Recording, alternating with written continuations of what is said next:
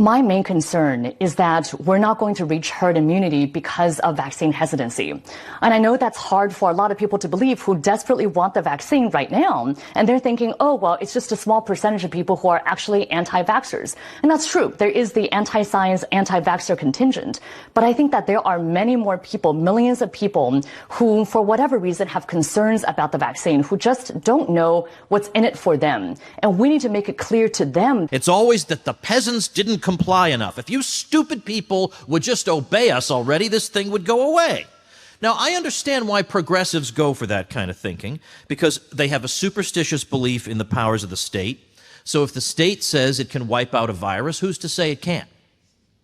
Secondly, it involves so-called experts dictating to the stupid rubes, and that's their preferred model of governance.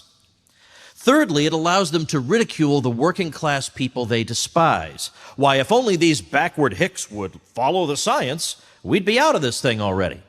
So yes, I am using pretty inflammatory language, using the word cult, but it does seem to describe what we're dealing with. The leaders are never wrong, evidence doesn't matter, people outside the cult are subhuman and selfish to be shamed and ridiculed. They have slogans, listen to the science.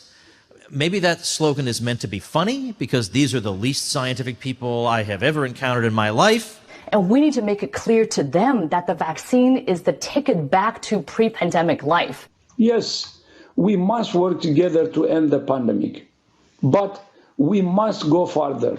There can be no going back to things as they were. And we need to make it clear to them that the vaccine is the ticket back to pre-pandemic life.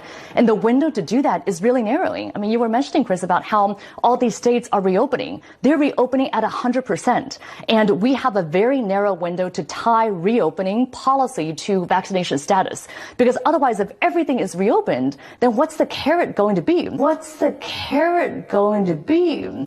Then what's the carrot going to be? Otherwise, if everything is reopened, then what's the carrot going to be? How are we going to incentivize people to actually get the vaccine? How are we going to incentivize people to actually get the vaccine?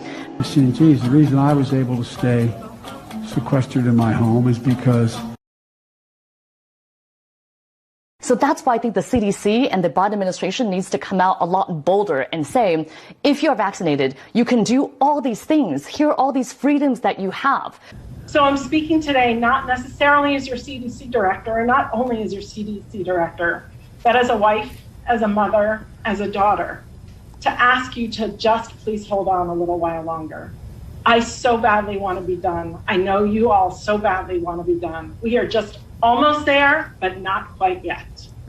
And so I'm asking you to just hold on a little longer, to get vaccinated when you can, so that all of those people that we all love will still be here when this pandemic ends. Is that we are now launching the Green Passport Plan. Whoever has been vaccinated will be able to go and enjoy the theatre, the cinema, sports events, flights abroad, restaurants and more. Fuck you, bitch. Hope you wind up alone. Because otherwise, people are going to go out and enjoy these freedoms anyway. And I fear a situation of coming into the fall where we never reach herd immunity. And then we get hit by the next surge of COVID-19 in the fall, something that we could have prevented if we just got people vaccinated now. Thank you, Dr. Alina Nguyen. Appreciate it.